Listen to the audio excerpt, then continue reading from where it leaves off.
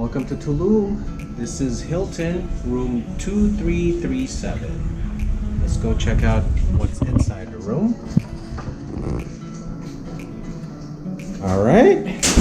Hi, this is a McDonald's drive-thru. How may I help you? French fries and a burger, please. Okay, coming right up. All right. Well, first up, let's look at the bathroom. It's number 1. It's pretty spacious for someone very tall. This one has a shower. Pretty cool. Big one. Here's the sink. Here's the closet. They do have a fridge and they do have some spaces right here. It's all inclusive, so everything here is all for you.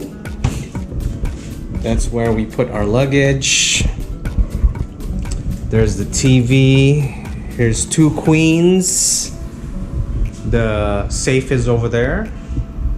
2 queens right here. Here's the TV. Let's do a 360 really quick.